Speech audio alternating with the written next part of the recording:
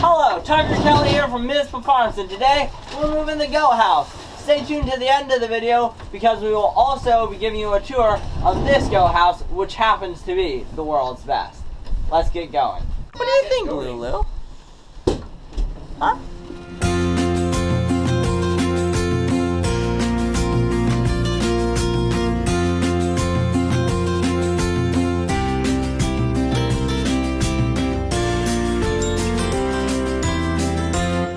This is where we have the goat house in the winter. We've got a 4-foot high welded wire fence because electric fences don't work in the snow. So we're gonna move it up to the summer quarters because obviously there's no snow, and we're gonna have them on 4 strands of electric fence, and that'll keep them in because they're just dairy goats and they aren't very adventurous.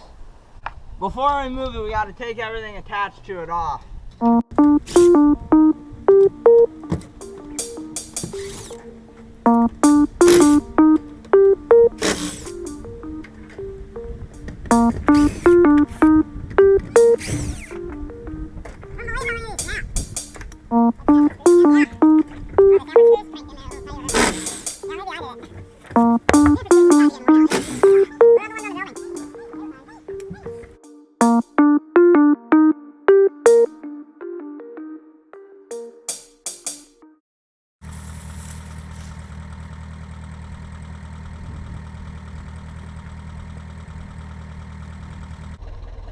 I think we got everything out of the driveway so we can get through.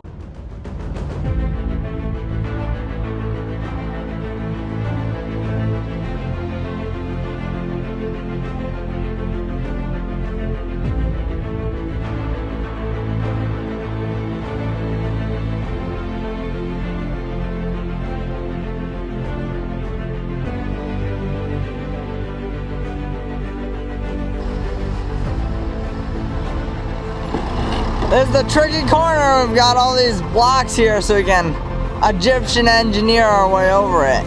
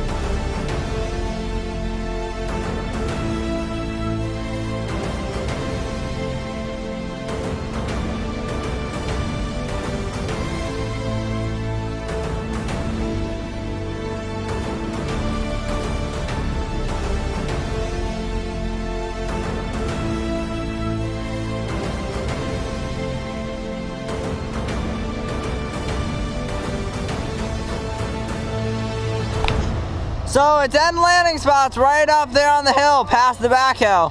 We've got a couple of skid blocks here so you can just skid it right up the hill. Extending the bucket. This is a 1979 Ford backhoe we're using. Pull this up.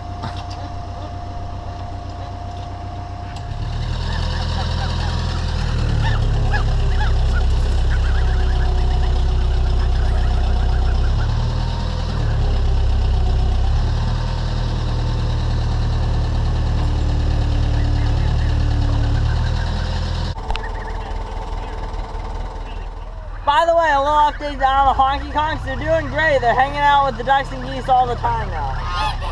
They're very friendly. They love me.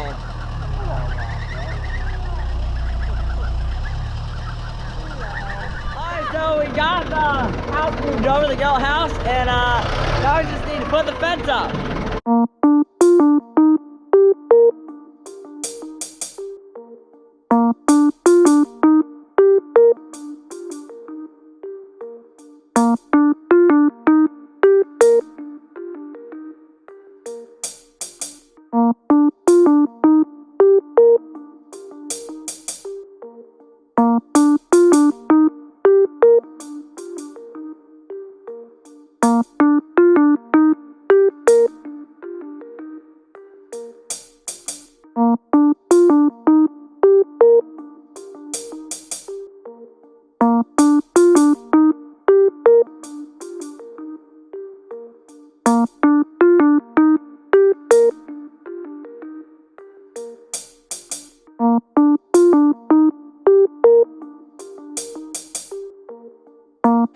Alright, so we got the fence all set up. This is my dad. We call him Poppy, and he's gonna show us what we do to keep the fence charger from getting burnt by lightning.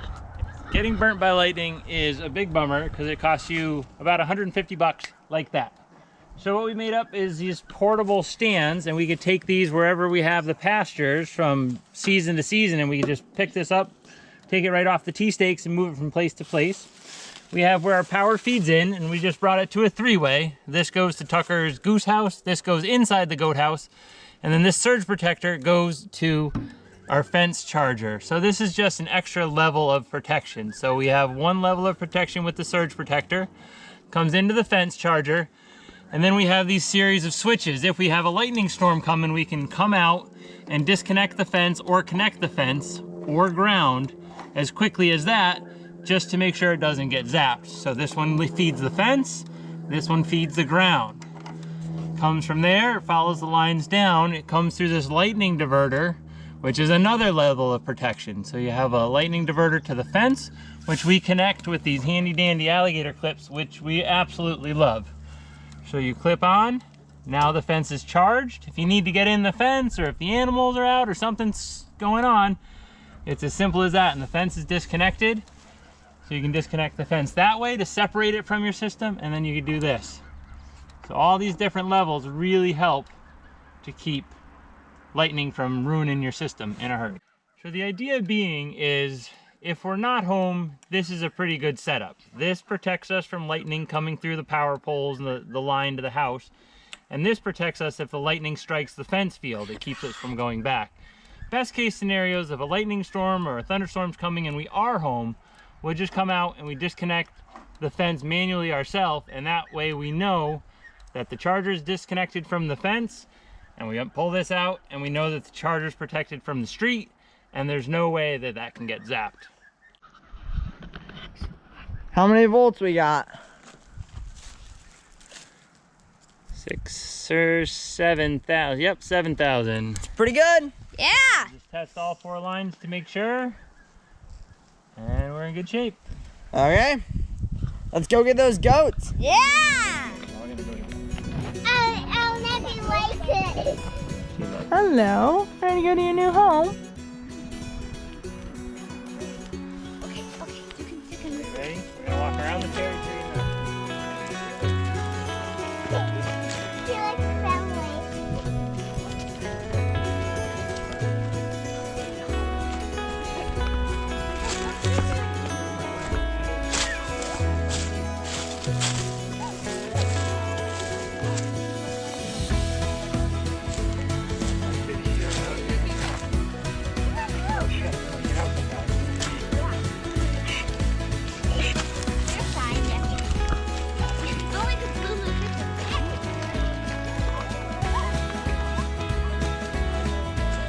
Here we go, we're almost to the house.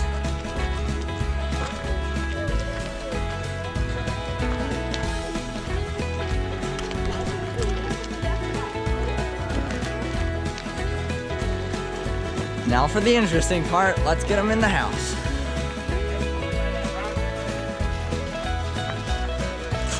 I wonder what the geese will think of them, because they are sharing a fence.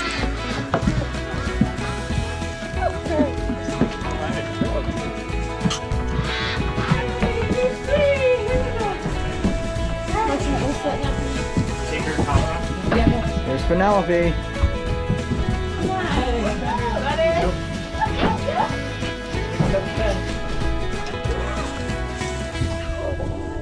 Oh, they love the pine trees here. You guys are having a good time. Oh my goodness, happy goats. Oh, I don't know. So we wanted to give you a quick tour of the world's cutest and coolest goat house that my sweetie built for us. So the coolest thing by far about the goat house is that it is portable.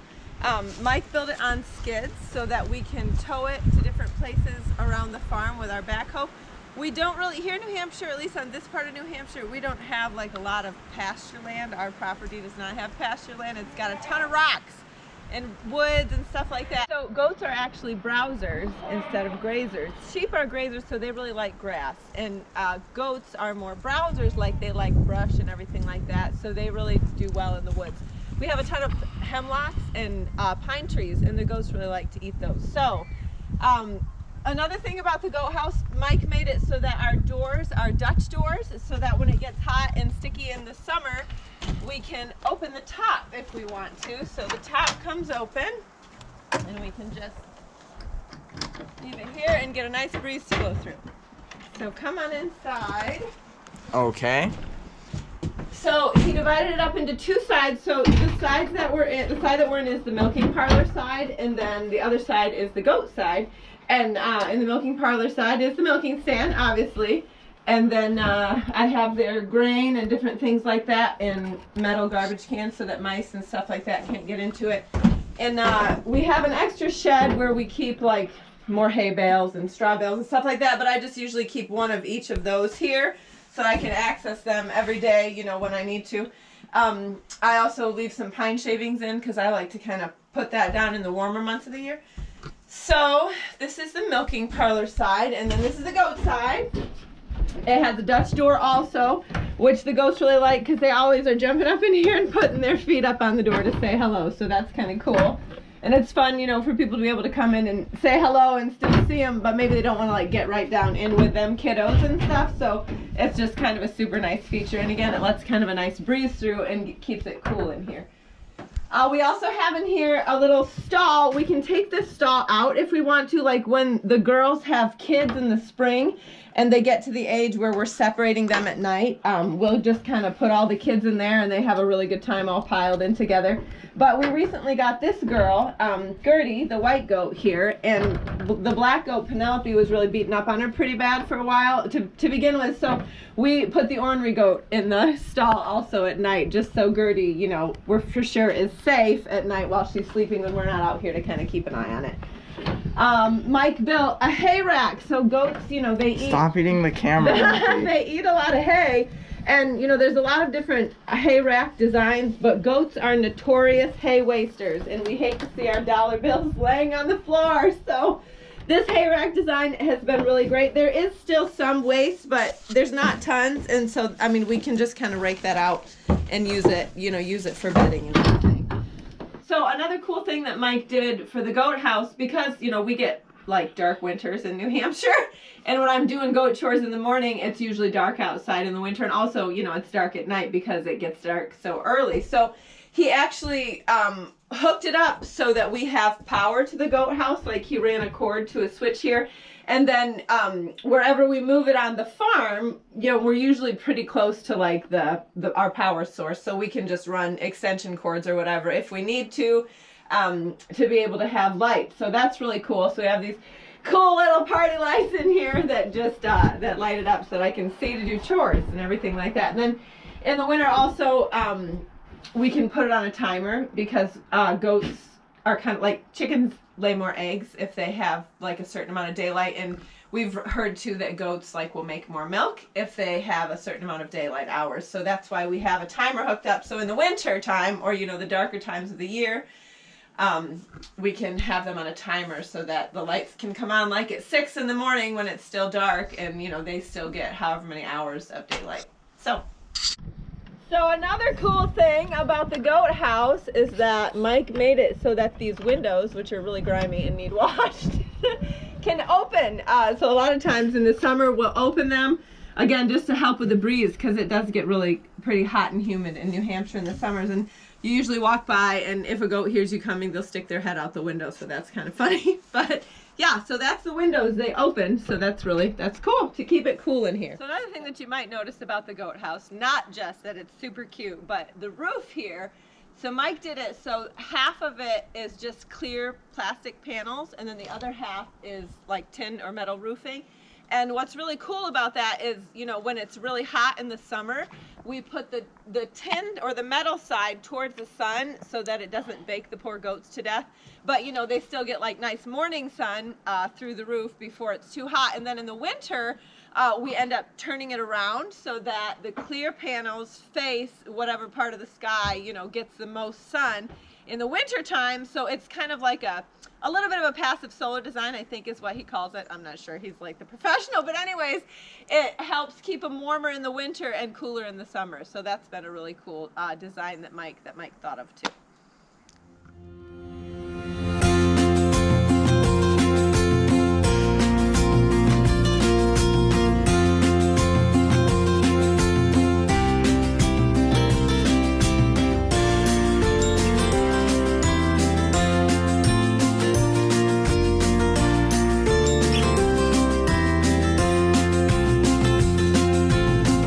Thanks for watching. I hope this video is of some help or enjoyment to you. If it was, please give this goat to stop eating the camera and give us a thumbs up and subscribe. Also, if you're in the greater southern New Hampshire area and want to get some farm products from us, check us out on Facebook at Mizpah Farms. Link below. Thank you.